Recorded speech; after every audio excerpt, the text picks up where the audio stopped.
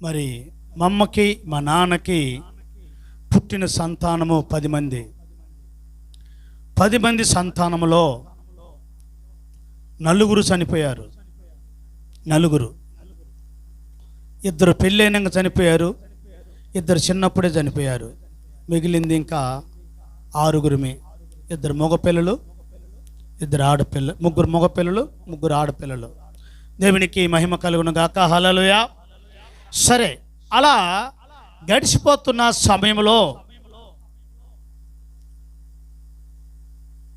నాకు ఇంచుమించు ఒక 10 సంవత్సరాలు వయసు వచ్చిన తర్వాత మా ఇంట్లో చాలా పేదరికం వచ్చేసింది.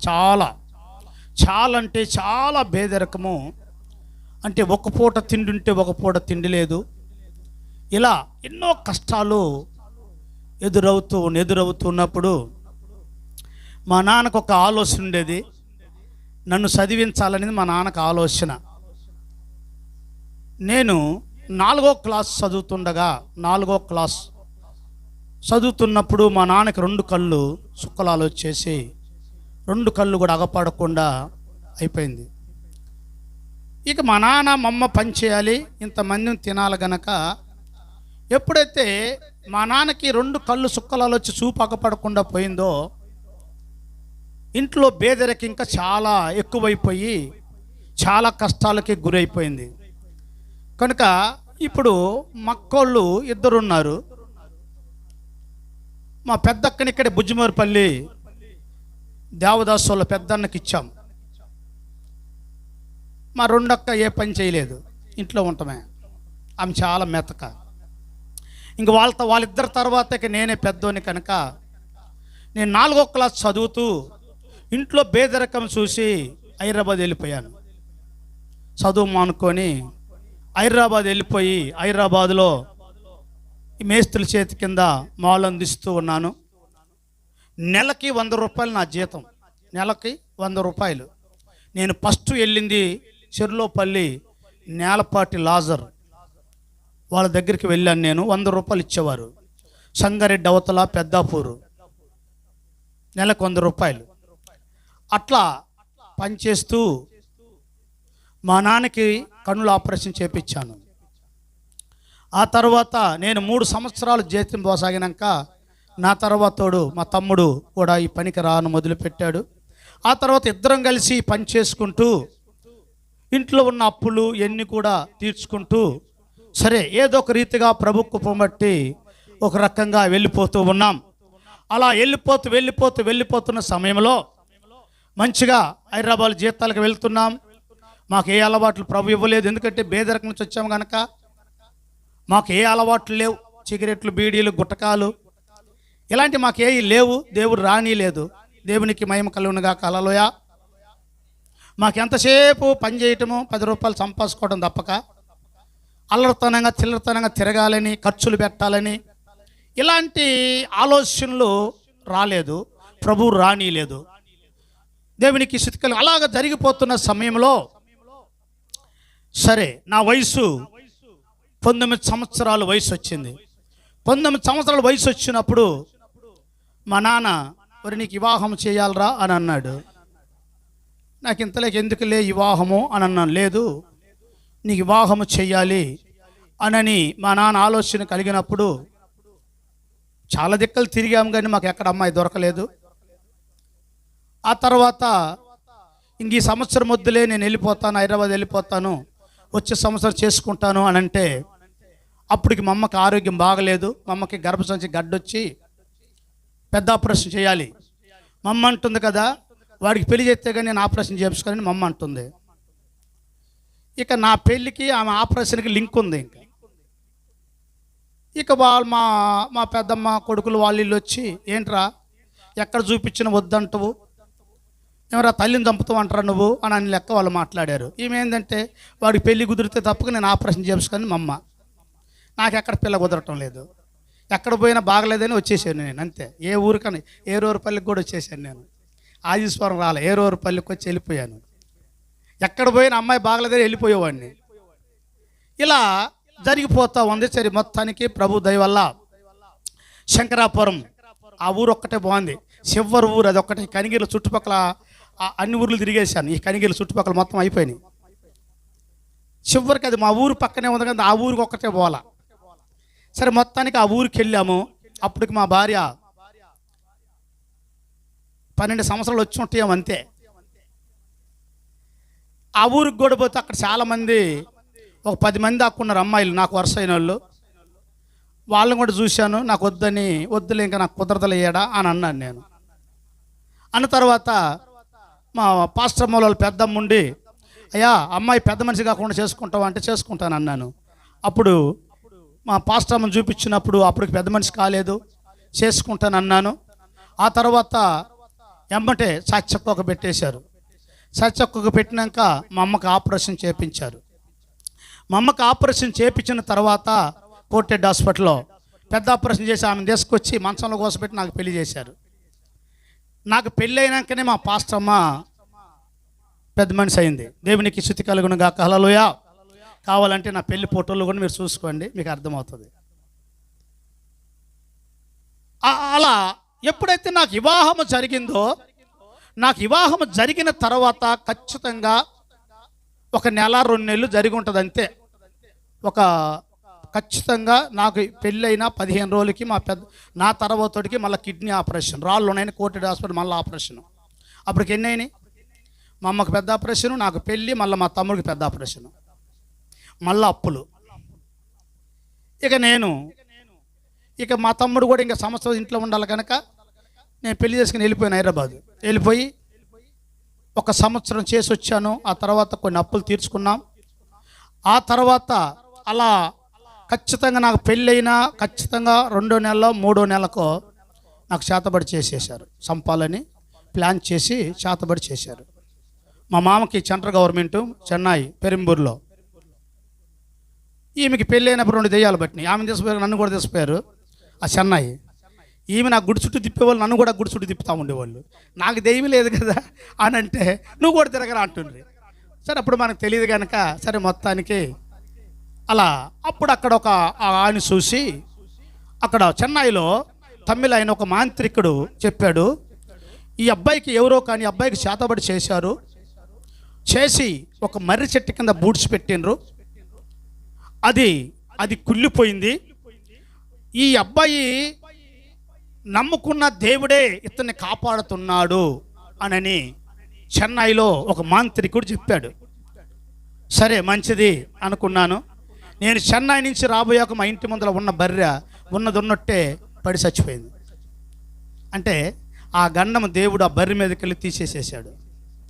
ఆ తర్వాత మీరు గుర్తుపెట్టుకొని చెబుతుంటాను, కనిగిరిలో నా పెళ్ళైంది 95 ఆగస్టు 13. ఇవాళ ఆగస్టు 13 కదా, 95 నా వివాహం అయింది. 95లో కనిగిరిలో ఒక పాస్టర్ గారు వచ్చి ఇక్కడ ప్రార్థనలు చేస్తున్నాడు. దెయ్యాలు పట్టిన వాళ్ళు, రోగాలు పట్టిన వాళ్ళు అనేకులు అక్కడ ప్రార్థనలు చేపించుకుంటూ విడుదల పొందుతూ ఉన్నారు. అందరు ట్రాక్టర్లు పెట్టుకొని, రెండోది లారీలు కూడా పెట్టుకొని వచ్చేవాళ్ళు ఎక్కడెక్కడి నుంచో. అక్కడ పాటలు ఉండదు, వాక్యం ఉండదు, ఖాళీ ప్రార్థన చేసి పంపించేవాడు. ఎమ్మటే విడుదల వచ్చేది. అలా దేవుడి కార్యాలు జరుగుతున్నాయి. అప్పుడు నేను కూడా వచ్చేసాను. నేను కూడా పొద్దున్న 8 గంటల క్యూలో నిలబడితే నేను ఆయన దగ్గర పోయాక 12, 1 గంట అయింది. అంటే ఎంత జనాభా ఉండరో అర్థం చేసుకోండి. నేను ఆయన దగ్గరికి వెళ్ళి, ఆయన ఏం చేయడు, 2 మాటలు నెత్తి చేపెడతాడు, వేస్తున్నావులే పో అన్నట్టు పోమంటాడు.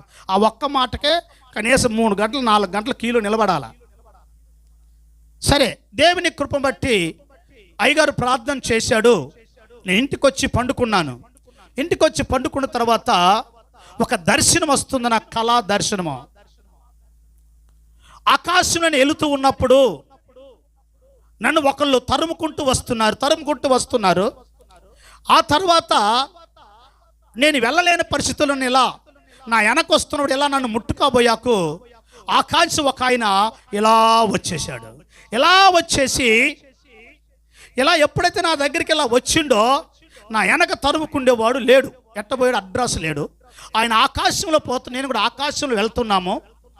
ఆయన చిరుసు మీద ఏళ్ళలో వెలుగుంది, తెల్లటి వెలుగుంది. వెనక భాగం అగపడుతుంది కానీ ముందు ప్లేస్ అగపడటం లేదు. ముందు భాగము ఆకాశంలో ఒక విల్లుంది. ఆ ఇంటిలోకి పోయిన తర్వాత ఆయన వెళ్ళిపోయి నేను బయట ఉన్నాను. అంత చీకటిగా ఉంది. మళ్ళీ ఆయన వచ్చిన లోపలికి తీసుకెళ్ళినప్పుడు నేను చిన్నపిల్లోనయ్యాను. అక్కడికి వెళ్ళినప్పుడు చిన్నపిల్లోని అయిపోయాను. నేను అనుకుంటున్నాను, నేను పెద్దోను కదా, ఇంత చిన్నపిల్లవాడిని ఎందుకు అయ్యాను అని నేను ఆలోచిస్తుండగా అక్కడ ఒక శబ్దం వినబడుతుంది. ఇక్కడ యేసేపు చరిత్ర అని ఒక శబ్దం వినబడుతుంది. యేసేపు చరిత్ర నేను అనుకుంటున్నాను, అన్నలు వస్తారు కదా, పాటలు పాడతారు కదా, డాన్సులు వేస్తారు కదా నేను అనుకుంటున్నాను. ఎందుకంటే మామూలుగా ఊర్లలో ఈ యేసేపు చరిత్ర అని నాటకాలు వేస్తుంటారు కదా, ఆ ఆలోచన కూడా ఆ ఆలోచన వస్తుంది నాకు. కానీ అక్కడ ఎలా ఉందంటే తెల్లటి 4 గొర్రె పిల్లలు వచ్చేసి ఎగురుతూ ఉన్నాయి. తెల్లటి గొర్రెలు ఎగురుతూ ఉన్నాయి. నేను అనుకుంటున్నాను, అన్నలు రావాలి కదా, పాటలు పాడాలి, డ్యాన్సులు వేయాలి కదా, ఈ గొర్రె పిల్లలు వచ్చి ఎగురుతున్నాయి ఏంటి అనేది నేను ఆలోచిస్తుండగా అక్కడ ఒక శబ్దం వినబడుతుంది, నువ్వు యేసేపుకు రావాలా అని అన్నాడు. అంటే నేను యేసేపు పోర్షన్ నేను రావాలా. నేను యేసేపుకు రాబోతుండగా నాకు మెలకు వచ్చింది. టైం చూస్తే 2 అయింది. ఇక నేను ఎవరికి చెప్పలేదు ఈ కళ. మనం ఎవరైనా చెబితే అబ్బా వీడికి వచ్చింది, పెద్ద కళ వచ్చింది ఏమైనా అనుకుంటారని నేను ఎవరికి చెప్పకుండా గమ్ముకున్నా. తెల్లారాకు నాకు ఏ బలహీనత లేదు, ఏ జబ్బు లేదు, నేను బాగానే ఉన్నాను, హ్యాపీగా ఉన్నాను. హైదరాబాద్ వెళ్ళిపోయాను. మళ్ళీ ఎప్పుడు లెక్క పనులు చేసుకుంటూ ఉన్నాను. ఎప్పుడు లెక్క పనులు చేసుకుంటూ ఉన్నాను. మళ్ళా 2003లో మళ్ళా నాకు చేతబడి చేశారు. అప్పుడు నేను బాగా గుత్తదారిని, 2003లో గుత్తదారిని, బిల్డింగ్ కాంట్రాక్ట్ని, రెండోది సెంట్రింగ్ నాదే, మెట్రోల్ దందా, బాగా 25 సంవత్సరాల వయసులో ఉన్నాను కనుక బాగా పరుగెత్తుతూ పనిచేస్తున్నాను. ఆ టైంలో ఒకరోజు నేను మంచిగా భోజనం తిని మధ్యాహ్నం సైడ్ నుంచి వచ్చి భోజనం తిని ఇంట్లో పండుకున్నాను మధ్యాహ్నము. అప్పుడు ఒక స్వరం వినబడుతుంది, ఇక 2 నెలల్లో ఏదో ఒకటి జరుగుతుంది అని అన్నాడు. 2 నెలలు స్వరం అది. అప్పుడు మనం యవనస్తులం కనుక ఎన్ని మనకి గుర్తుంటాయా, ఎన్ని మనం లెక్క చేస్తామా, పట్టించుకోలేదు. ఏం జరుగుద్దులే అని వదిలేసాము. ఖచ్చితంగా 2 నెలలకి నాకు అనారోగ్యం వచ్చేసింది. ఈ పాటు నొప్పి వచ్చేది బాగా, ఈ పాటు, ఈ చేతులన్నీ చచ్చులు అయిపోతూ ఉంటాయి.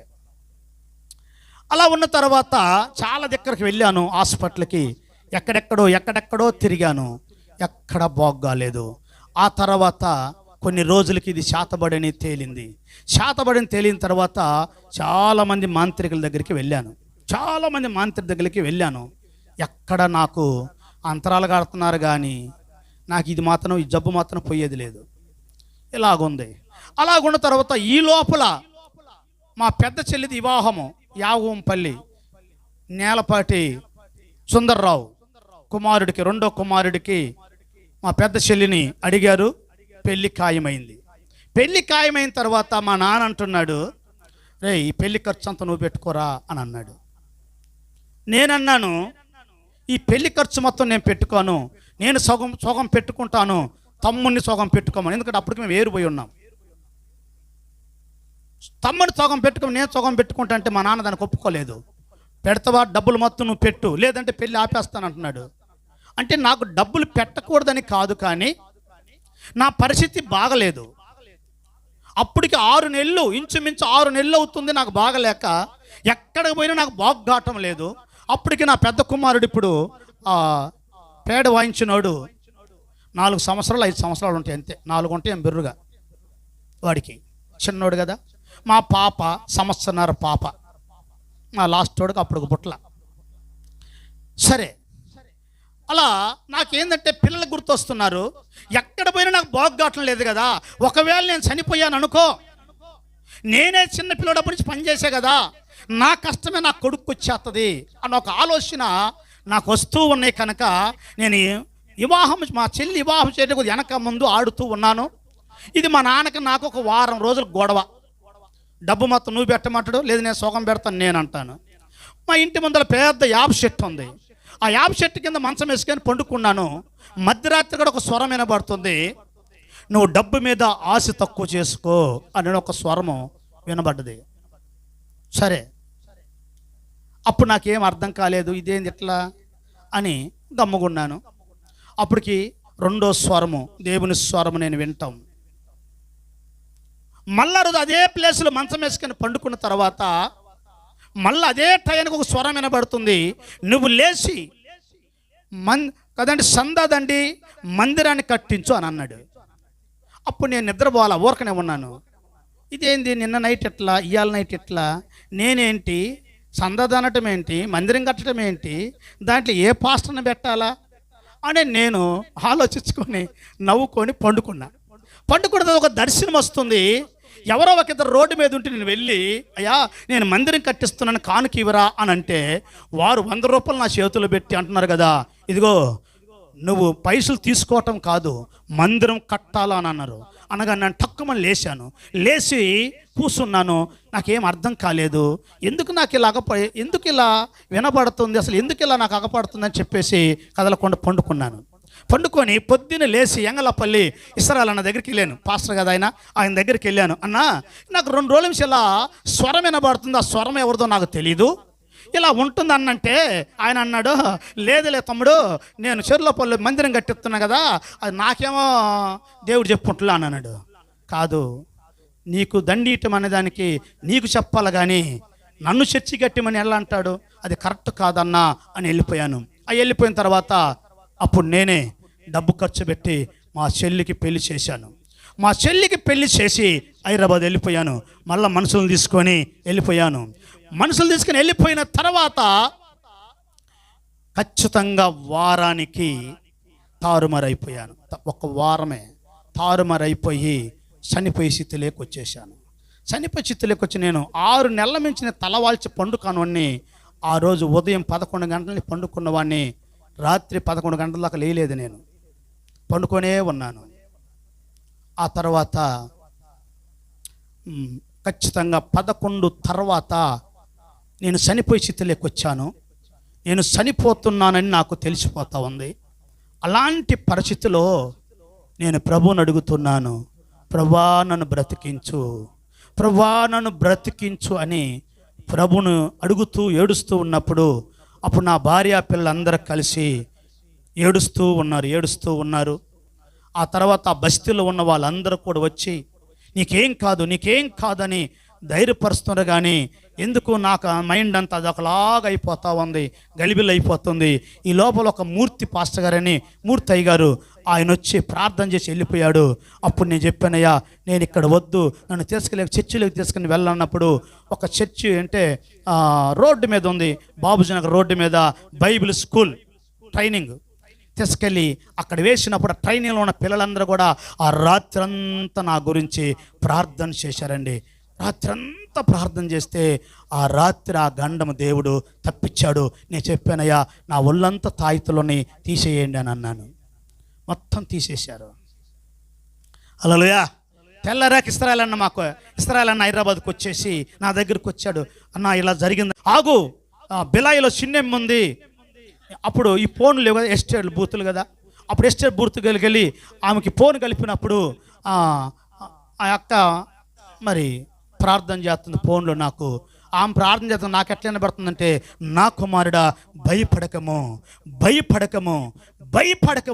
నేను నీకు తోడుగున్నాను, నిన్ను బహుగొప్పగా వాడుకోబోతున్నానని నాకు వినబడుతుంది ఈ మాటలు. నేను అనుకుంటున్నాను, ఈ అక్క అంది ప్రార్థన చేయకుండా నా కుమారుడా భయపడకము, నేను వాడుకుంటాను అంటున్నాడు ఏంది అని నేను అనుకుంటున్నాను. దేవుడు మాట్లాడుతున్నాడు ఆ ఫోన్లో, ఆ మాటలు చెవులు నాకు వినబడతా ఉన్నాయి. ఆ తర్వాత అయిపోయిన తర్వాత అక్కడి నుంచి అనేక మందిరాలకు వెళ్ళిపోయాను, అనేక పాటల చేత ప్రార్థన చేసుకున్నాను. ఎక్కడ స్వస్థత లేదు. హల్లెలూయా. ఎక్కడ స్వస్థత లేదు.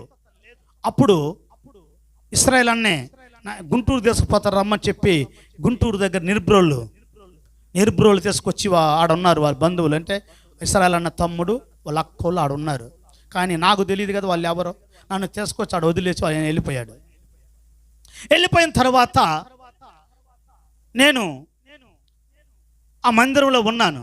ఆ మందిరంలో ఉన్న తర్వాత నేను ఒక్కనే ఆ మందిరంలో కొంచెము ఏదో అనుమానంగా ఉన్నాను. ఒక్కనే పండుకున్న తర్వాత పెట్టేమని చంపకే చివరు కొట్టారు.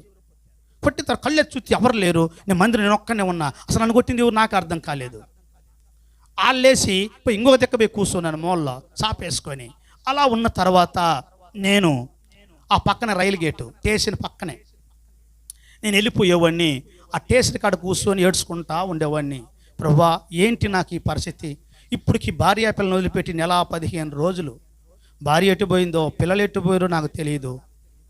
మరి నా పరిస్థితి ఏంటి, నాకు ఎందుకు బాగు కావటం లేదు అనేది నేను ఆ రైలు కట్టకాడ కూర్చుండేది, ఒక్కడిని ఏడ్చుకుంటా ఉండేవాడిని. ఈ లోపల పాపం వాళ్ళు నన్ను ఒక పిల్లని పంపించేవాడు. ఆయన ఎలా ఎట్టబడి తీసుకురా అంకుల్ని. నేను ఆ రైలు కట్టమిట్టుకునేవాడు, మళ్ళీ తీసుకొచ్చేవాళ్ళు నన్ను. అయ్యా నువ్వెందుకు వెళ్తున్నావు, నువ్వెక్కడికి వెళ్ళబాకు, నీకు బాగవుతుంది అంటున్నారు వాళ్ళు. వాళ్ళెవరు నాకు తెలీదు, నేనెవరు వాళ్ళకి తెలీదు. అసలు వాళ్ళు ఎలా చూపుతున్నారు, నన్ను కన్నవారి కంటే ఎక్కువగా ప్రేమ చూపిస్తున్నారు. నీకేమీ కాదు, నువ్వు ధైర్యంగా ఉండు, నీకు బాగైపోతుంది అని వాళ్ళు నన్ను ధైర్యపరుస్తూ వాళ్ళ సొంత బిడ్డ లెక్క నన్ను చూసుకుంటున్నారు. వాళ్ళ కాడ 14 రోజులు ఉన్నాను నేను ఆ చర్చిలో. ఒకరోజు పాస్టర్ అమ్మ ఇలా వచ్చి ఇలా పోయి మళ్ళీ ఇలా వచ్చేసి నన్ను అడుగుతుందయ్యా అన్నది. ఏందమ్మా అన్నాను. ఏందమ్మా అంటే, నువ్వు ఒకరి మీద పగబట్టున్నావు కదయ్యా అన్నది. ఎవరు చెప్పారమ్మా నీకన్నా? దేవుడు చెప్పాడు అని అన్నది. అప్పుడు నేను అన్నాను, నిజమేనమ్మా అన్నాను. ఆ పగ నీలోని తీసేసుకోమంటున్నాడు అని వెళ్ళిపోయింది. నేను అప్పుడు మోకరించాను చర్చిలో. మోకరించి, ప్రభువా ఇది నాకొక్కడికే తెలుసు, ఎవ్వరికీ తెలియదు. వీళ్ళెవరో నాకు తెలీదు, నేనెవరో వీళ్ళకి తెలీదు. నా మైండ్లో ఉన్నది వీళ్ళు చెప్పారంటే వీళ్ళు కాదు, నువ్వే మాట్లాడిన వాళ్ళ ద్వారా అని చెప్పేసి అక్కడనే నేను మనసు మార్చుకొని మోకరించి ప్రభువుని అడిగాను, ప్రభువా నన్ను బ్రతికించము, నీ సేవ చేస్తాను, నన్ను బ్రతికించము, నీ సేవ చేస్తాను అని కన్నీరు విరిసి ప్రభువుని అడుగుతుండగా మరొక స్వరం వినబడుతుంది, యేసు పాదము అని మరొక స్వరము. అప్పటికెన్నండి 4 స్వరాలు. దేవునికి స్తుతి కలుగును గాక, హల్లెలూయా. అప్పుడు నాకు ధైర్యం వచ్చేసింది. అప్పటికీ నాకు దేవుడు పిలుస్తున్నాడు, ఇది దేవుని స్వరము అని నాకు తెలియదు. ఎందుకు, నేను ఒక మేస్త్రిని కదా. దేవునికి మహిమ కలుగును, హల్లెలూయా. సరే, అప్పుడు పాస్టర్ అమ్మకు చెబితే వాళ్ళు అన్నారయ్యా, దేవుడు నిన్ను పిలుస్తున్నాడు, నువ్వు పశ్చాత్తాపడ్డావు కదా, దేవుడు నిన్ను పిలిచాడు, దేవుడు నిన్ను వాడుకుంటాడయ్యా అని అన్నాడు. నేను అప్పుడు ప్రభువుని అడిగాను, ప్రభువా నేను బ్రతికితే నిజమైన సేవ చేస్తాను అని నేను ప్రభు దగ్గర క్షమాపణ అడిగి పశ్చాత్తాపడి పాపాలు ఒప్పుకొని ప్రభుకి అక్కడనే సమర్పించుకున్నాను చావకడగా. అప్పుడు మా సుశాలక్క బిలాయిలో ఉంటుంది, ఆమె నన్ను తీసుకొని హైదరాబాద్కు వచ్చాను. నేను హైదరాబాద్కు వస్తే అప్పటికి నేను నెల 15 రోజులు నేను భార్య పిల్లల్ని చూడక. అయితే మా భార్య చిన్న వయసే, కానీ నేను లేకపోయినప్పుడు కూడా ఆ పిల్లల్ని కనిపెట్టుకొని ఆ ఇంట్లోనే ఉందండి. ఎవ్వరు వచ్చి పలకరియలేదు, ఎవ్వరు వచ్చి పలకరించిన ఎలాగున్నవా అన్న నాదుడు లేడు. దేవునికి మహిమ కలుగును గాక, హల్లెలూయా. ఆ ఇంటిగల్లామే వీళ్ళని చూసుకుంటా ఉంది. ఆమె పేరు జయమ్మ, ఇంకా బతికే ఉంది. దేవునికి స్తుతి కలుగును గాక. ఆ తర్వాత నేను ఇంటికి వచ్చాము. ఆ నైట్ పండుకున్నది, నాకు ఇంట్లో ధైర్యం సరిపోవటం లేదు. అప్పుడు ఆ అక్క అంటుంది, అయ్యా పండుకయ్యా నేనున్నా కదా అని అంటుంది. నేను పండుకోలేకపోతున్నాను.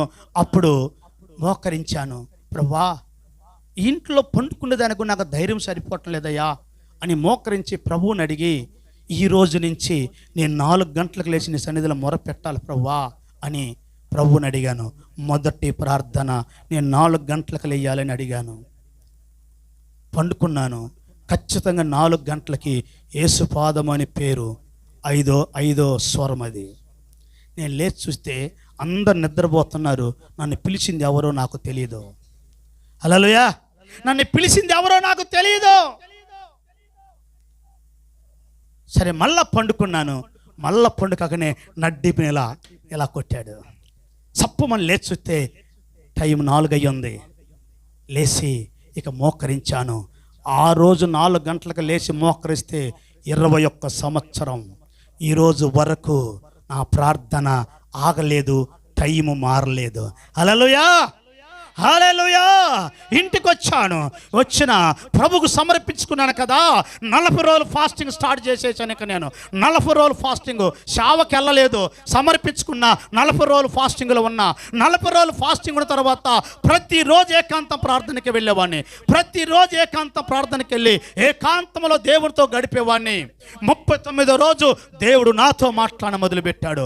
39వ రోజు ప్రభు అన్నాడు, నా కుమారుడా, ఒక్కసారి నీ చిన్ననాటిది జ్ఞాపకం చేసుకో అని అన్నాడండి. నీ చిన్ననాటి జీవితం జ్ఞాపకం చేసుకున్నప్పుడు నాకు చాలా దుఃఖం వచ్చేసి ఆ పార్కులో ఏడుస్తూ ఉన్నాను. ఏంటంటే నేను చిన్నపిల్లడుగా ఉన్నప్పుడు మా ఊరికి కొండ 3 కిలోమీటర్లు పెద్ద కొండ ఉంది, అడవి. నేను చిన్నపిల్లడప్పుడే ఆ కొండ మీదకి వెళ్ళి కొండ మీద ఏడిసి ప్రార్థన చేసేవాడిని. మాకున్న బేదరికను బట్టి, ప్రభువా అందరూ క్షేమంగా ఉంటే మాక ఎందుకు ఈ బేదరికం, మాక ఎందుకు ఈ కష్టాలు అని నేను కొండలెక్కి కొండల మీద చిన్నపిల్లడప్పుడే ఏడ్చుకుంటూ మాట్లాడేవాడిని. అవన్నీ ఒక్కసారి ప్రభు నాకు గుర్తు చేసినప్పుడు నేను చాలా ఏడ్చుకుంటూ కూర్చున్నాను పార్కులో. అప్పుడు ప్రభు అంటున్నాడు, రెండో మాట అంటాడు, నా కుమారుడా, నువ్వు తల్లి గర్భం రూపింపక మునిపే నువ్వు నా కుమారుడివి, నిన్ను ప్రవర్తగా ఏర్పరిచేసుకుని ఉన్నాను అని దేవుడు నాతో మాట్లాడటం మొదలుపెట్టేశాడు. మూడో మాట అంటాడు కదా, నిన్ను ఎవరు అభిషేకించిన అవసరం లేదో నేను నిన్ను అభిషేకిస్తున్నాను. నువ్వే చేతబళ్ళకి, ఏ దయ్యాలకు భయపడి పారిపోతున్నావో వాటన్నిటి మీద నీకు అధికారం ఇస్తా. 9 కృపావరాలు నీకు ఇస్తున్నా, 200 ఆత్మని నింపుతున్నా. నువ్వు ఎవరు నెత్తి మీద చేయలు పెడితే అక్కడ నా హస్తం ఉంటుంది. నువ్వు ఏ స్థలంలో నిలబడితే ఆ స్థలంలో నేను ఉంటాను. వాగ్దానం చేశాడు దేవుడు. నిన్ను దూషించేవాడిని నేను దూషిస్తాను, నిన్ను చెప్పించేవారిని నేను చెప్పిస్తాను. నీ మీద యుద్ధము చెయ్యవాడు బ్రతకడు. దేవుడు నాకు ఇచ్చిన వాగ్దానాలు. 39వ రోజు నేను ఫాస్టింగ్, తెల్లవారితే 40 రోజులు. అప్పుడు ప్రభు చెప్పాడు, పలాని ఏరియాకి వెళ్ళి చావు చేయి.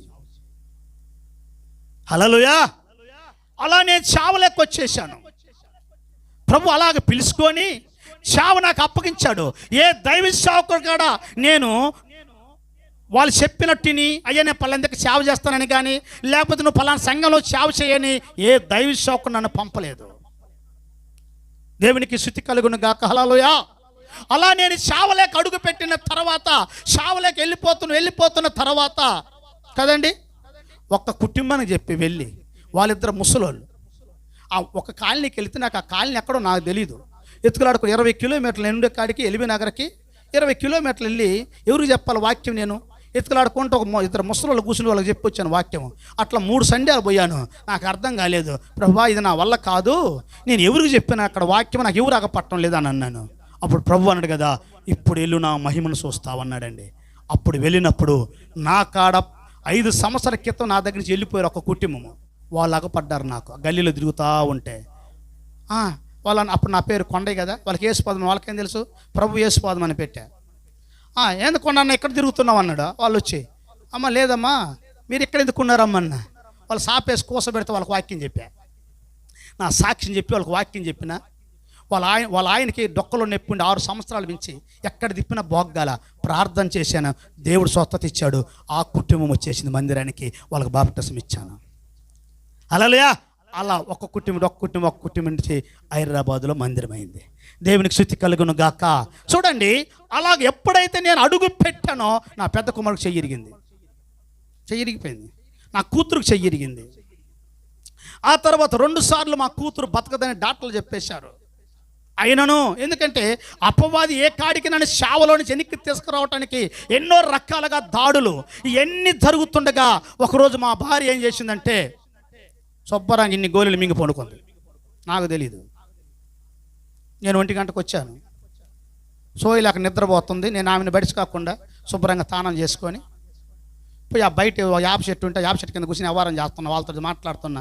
ఈ లోపల మా జ్యోతి వచ్చేసింది. మా జ్యోతి వచ్చేసి, అన్న వదిన కాడి అట్ట దొరికిందన్నా అన్న. నాకు అప్పుడు భయం వేసి వచ్చి లేవగొడితే ఎక్కడుంది, కోమాలోకి వెళ్ళిపోయింది. అవును, హైదరాబాద్ ఆటో తీసుకొచ్చుకొని అప్పుడు మా చిన్న కొడుకు ఇమ్మానియేలు 3 సంవత్సరాలోడు, వాడిని ఎక్కించుకొని హాస్పిటల్కి తీసుకెళ్ళాను. హాస్పిటల్కి తీసుకెళ్తే రాత్రి 1 గంటకి స్పృహ వచ్చేసింది. నేను ప్రభువుని అడిగాను, ప్రభువా ఆమెకి ఏదైనా జరిగితే నేను సేవ చేయలేను, ఇంక నేను సేవ చేయలేనయ్యా అని నేను ప్రభు దగ్గర మొర్ర పెట్టుకొని ఏడ్చినప్పుడు దేవుడు మళ్ళా ఆ బిడ్డని బ్రతికించాడండి. దేవునికి స్తుతి కలుగును గాక. హల్లెలూయా. నాకు సేవలో ఎన్నో దెబ్బలు తగిలినాయి, ఎన్నో ఆటంకాలు వచ్చినాయి. మా భార్య ఏం చేస్తుందంటే, నేను ఏ జామ కాడొచ్చినా అప్పుడు దాకా నా గురించి కనిపెట్టుకొని ఉంటుంది. నేను సేవకి వెళ్ళి రాత్రి ఈ జామ కాడ వచ్చేవాడిని ఇంటికి. అప్పుడు దాకా ఆమె అన్నం తిందు, పిల్లలకు అన్నం పెట్టుకొని అలా కూర్చొని ఉంటుంది. నా బండి శబ్దం విని అప్పుడు వచ్చి గేటు తీస్తే అప్పుడు మేమిద్దరం కలిసి తిని పండుకున్నాం. అలా మా పాస్టరమ్మ గారు మరి నాకు ఎదురు సమాధానం చెప్పకుండా నాకు పాలిభగస్తురాలుగా ఉండి ఈ సేవలో సపోర్ట్గా ఉండటం వల్ల నేను కూడా తిరుగు లేకుండా సేవ చేయటాన్ని మొదలుపెట్టాను. నేను ముగించి వేస్తాను. దేవునికి మహిమ కలుగును గాక. టైం ఎక్కువ అవుతుంది. చూడండి, కొన్ని మాటలు చెబుతాను. ఒకటి, నేను సేవలోకి వచ్చిన తర్వాత 40 రోజులు ఫాస్టింగ్ ఉన్న, రెండోసారి 40 రోజులు ఫాస్టింగ్ ఉన్న తర్వాత ప్రభువుని అడిగాను, ప్రభువా మరి మా సావాసం ఏంటయ్యా అని అడిగాను. అని అంటే అప్పుడు మా భార్యను చూపించాడు. గాజులు లేవు, తాలిబొట్టు లేవు, ఆడి నుంచి కదండి బంగారం లేదు. దర్శనం చూపించాడు దేవుడు. నేనన్నాను, ప్రభువా నేనైతే చెప్పను, నీ ఇష్టం అన్నాను. వారం తర్వాత ఆమెకి ఏమీ లేవు, అన్ని తీసేసి పక్క పెట్టేసుకుంది. ఆమె పెట్టుకుంది. నువ్వు ఎందుకు తీసేసావు నేను అడగలేదు. ఆ తర్వాత కొంతమంది ఉంటారు కదా పెద్దోళ్ళు, ఏమో పిచ్చిదానా చిన్నపిల్లవి, ఇప్పుడు ఎన్ని తీసేయాలన్నా పెట్టుకోండి అని నలుగురు చెప్పగానే మళ్ళీ పెట్టుకుంది. కానీ అవి చెవుల మీద ఉండేదానికి కుదరలేదు, మళ్ళీ తీసి పక్క పెట్టేసుకుంది. అలా అలా ఈ పరిచర్య, ఈ సేవ పెంతెకోస్తు సావాసము, పెంతెకోస్తు సావాసం ఇది. హల్లెలూయా. ఇది నేను పెట్టుకున్నది కాదండి, దేవుడు. ఆ తర్వాత 2005లో నేను మీటింగ్ పెట్టాలంటే ప్రభువుని అడిగానయ్యా, మందిరం పేరు ఏం పెట్టాలి నేను? ఇప్పుడు వాల్ పోస్టులు వేయాలి కదా, పత్రికలు కొట్టేయాలి కదా, ఇప్పుడు నేనేం చేయాలంటే ప్రభు చెబుతుండే కదా, ఇమ్మానుయేలు మందిరము స్వస్థశాల అని పెట్టు అని అన్నాడు. నేనేం చేశానంటే, నాకు ఒక ఆలోచన ఉంది. నేనేమనుకున్నా అంటే, నా పేరు యేసుపాదం కదా, యేసుపాదం అనే పేరు కలిసినట్టుగా మందిరం పేరు పెట్టుకోవాలని నాకు ఆశ ఉంది. ఎందుకంటే ఓ సన్న మందిరము అన్నట్టుగా. ప్రభు దానికి ఒప్పుకోలేదు. నేను వారం రోజుల దాకా ఈ ఇమ్మానుయేలు మందిరం స్వస్థశాల అనే దానికి ఒప్పుకోవాలా. అలాగుంది. ఇక 2 రోజులలో పత్రికలు కొట్టియాలా. నాకు అర్థం కాలేదు. రోడ్డు మీద బండి వేసుకొని పోతా ఉన్న తర్వాత ఇదే ఆలోచించుకుంటూ పోతున్నప్పుడు ప్రభు ఒక మాట అన్నాడు, నీ కుమారుడు చనిపోతేను అని అన్నాడు. నా కుమారుడు ఇప్పుడు ఏం పేరు? ఇమ్మానుయేలు, చిన్న కుమారుడు. అనగానే నాకు మైండ్ అంతా గలిబిలైపోయి బండి ఆపేసి, ప్రభువా నువ్వు చెప్పిన పేరే పెడతానన్నాను. నువ్వు ఏ పేరు చెప్పావో అదే పేరునే పెడతాను చెప్పి అప్పటికప్పుడు వాల్ పోస్టులలో ఇమ్మానుయేలు మందిరం స్వస్థశాల అని పెట్టించాను. నా ప్రేమైన దేవుని బిడ్డలారా, నాది ఇండిపెండెంట్ పరిచర్య. నేను ఏ దైవ సేవకుడికి వెళ్ళి ఇట్లా చేయాలా అట్లా చేయాలని అడిగినోని కాను. ప్రతిదీ కూడా మోకరించేవాడిని, ప్రభుని అడిగేవాడిని, ప్రభువా నేను ఏం చేయాలి, ఎలా చేయాలి, ఎలా అని ప్రతిదీ కూడా ప్రభుని అడిగితే ప్రభు చెప్పింది చెప్పినట్టుగా చేసుకుంటూ వచ్చాను. కానీ ఏ పాస్టర్ సలహా తీసుకొని నేను సేవలోకి రాలేదు. కానీ ఏ సేవకుడి సలహాతోటి సేవలో ఏ పని చేయలేదు. దేవుడు చెప్పాలా, నేను చెయ్యాలా, ఇది నా అనుభవము. దేవుడు ఆ రీతిలో నన్ను దేవుడు తీసుకొని వచ్చాడండి. ఆ ప్రేమైన దేవుని బిడ్డలారా, నాకు ఎన్నో మరణాలు వచ్చినాయి. అపవాది ఎన్నోసార్లు లేపాలనుకున్నాను నన్ను. కానీ నా ప్రభువు కదండి అద్భుతంగా దేవుడు నన్ను కాపాడుకుంటూ వచ్చాడండి. రెండవసారి నాకు చేతబడి చేసినప్పుడు, నాకు బాగుగానప్పుడు ప్రభువుని అడిగాను, ప్రభువా నా పిల్లలు చిన్న పిల్లలు కదా, ఇప్పుడు నేను చనిపోతే వాళ్ళు అనాథలు అయిపోతారు కదా, నాకు ఒక 15 సంవత్సరాలు ఆవిసి ఇచ్చావనుకో, నా పిల్లలు పెద్దోళ్ళు అయిపోతారు కదా ప్రభువా అని ప్రభువుని అడిగాను. ప్రభు ఒకరోజు నేను ఏకాంతం ప్రార్థనలు ఉంటే అప్పుడు ప్రభు నాతో మాట్లాడుతున్నాడు, ఇదిగో నీ కుమారుని ఇవ్వబోతున్నాను, ఇమ్మానుయేలుని పేరు పెట్టు, అతను స్వస్థత వరాలతో దర్శన వరాలతో పడుతున్నాడు, వాడు గొప్ప ప్రవర్త అనని రెండో మాట అంటాడు కదా, నీవు నీ పిల్లలను చూస్తావు. నేను అడిగింది 15 సంవత్సరాల ఆవిష. నా ప్రభు నాకు ఎంత ఇచ్చాడు తెలుసా ఆవిష? నీవు నీ పిల్లలను చూస్తావు. హల్లెలూయా. నా కన్నా డబ్బంతా ప్రభుకి ఇస్తానని చెప్పాను, సంపాదించిన డబ్బంతా. అప్పుడు ప్రభు మూడో మాట అన్నాడు కదా, నువ్వు ఏ డబ్బు నాకు ఇవ్వాలనుకుంటున్నావో అదంతా బేదలుగా పంచన్నాడండి. నేను ఎవ్వరికి చెప్పలా, మా భార్యకి కూడా చెప్పలా, బేదలుగా పంచేశాను. హల్లెలూయా. మహాశ్రమలు మహా కష్టాలు వచ్చినా నేను ప్రభువును వదలలేదు, ప్రభు నన్ను వదలలేదు.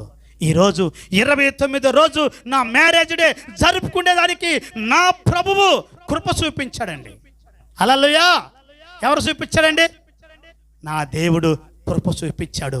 ఈరోజు నేను ఈరోజు 4 గంటలకే ప్రార్థనలు కూర్చొని దేవునికి కృతజ్ఞత తెలియజేసిన, ప్రభువా 29 సంవత్సరాలు నన్ను నా భార్యని కాపాడినందుకు నీకు వందనాలు.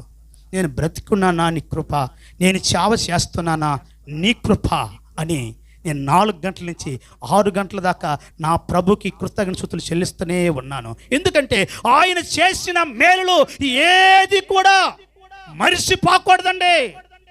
నేను ఈ స్థితిలోకి రావటం, ఈ స్థాయిలోకి రావటం, ఈరోజు నేను ఇదిగోండి ఈ వాక్యం చెప్పడానికి మీ మందిలో నిలబడున్నా అంటే ఇది కేవలము దేవుని కృప, దేవుని దయ. ఆయన ప్రణాళిక నేను ఉన్నాడు కనుక ఈరోజు దేవుడు నన్ను ఈ స్థితిలో నిలబెట్టుకొని